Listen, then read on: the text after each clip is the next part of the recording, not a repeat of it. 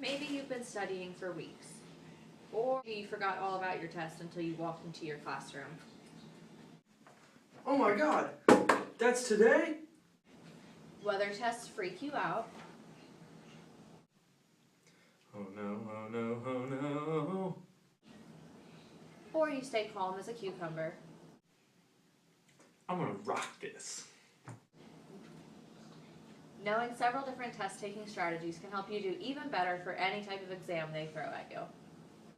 If you know you have a test coming up, studies have proven that student-produced study tools are the most helpful. The mere act of making a study tool is helping you teach yourself the material. You're in control of your learning in this situation, which will make the lesson more meaningful to you.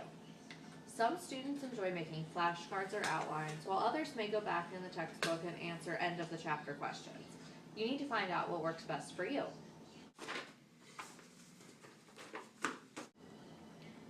Maybe you didn't study before your test, but don't worry, all is not lost yet. There are strategies for during your exams too. Say what? The first thing you should do is read every question on the test carefully.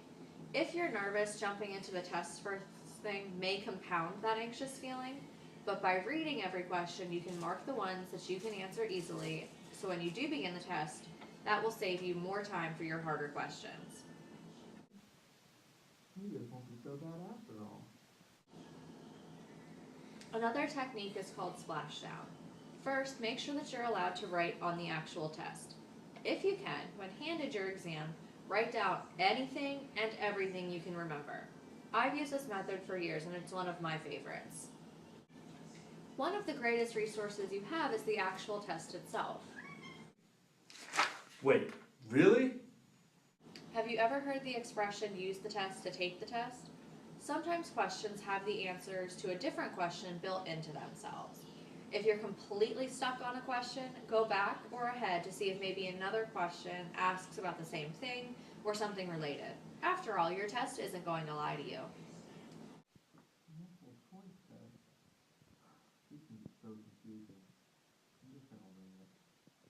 Rolling.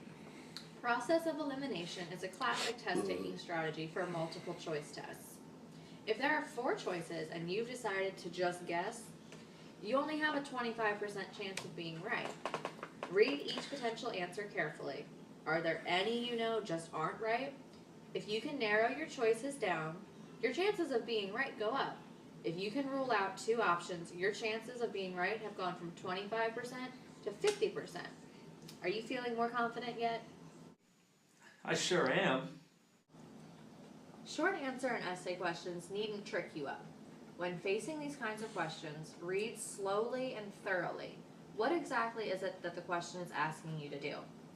Summarize, pick a side, provide examples.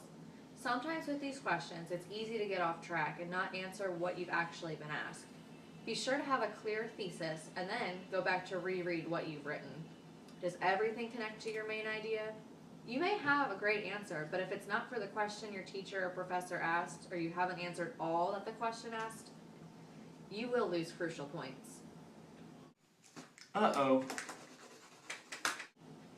So you finally finished. You may want to jump out of your seat and throw your completed test on your teacher's desk, but wait just 1 minute. This may sound tedious, but you need to go back and reread your test. Aw, man.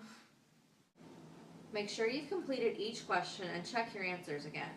If you're taking a Scantron test, make sure you filled in every bubble. You'd hate to have missed one, and then all of the following answers will be wrong.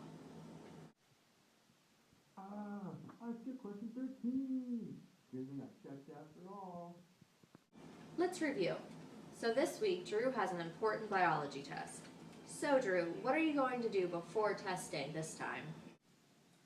I'm going to make my own study guide that I'm going to look over it every night before Friday. And on Friday, what can you do right when you get your test?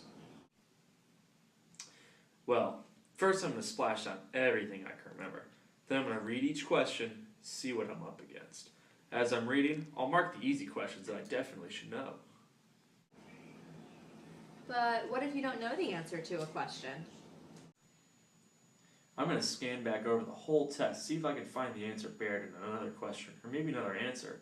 Then I'll use process of elimination to get rid of any answers I know aren't right. When you finish your test, what should you do? I want to look over it again really carefully, make sure I answered every question. Then I'll read over all of my short answer and essay responses to make sure that my answers are complete and on topic. Well, Drew, what can you do when you finally hand that test in? Here's my exam, Miss Townsend. Woo!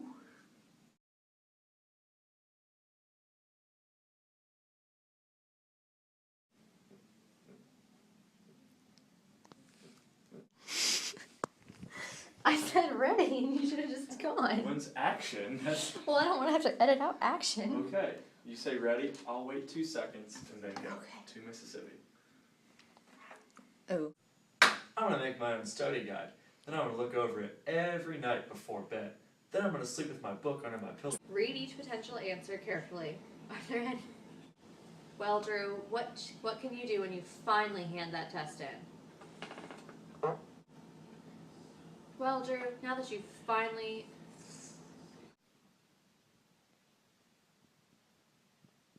Here's my exam, Miss Townsend. Oh yeah.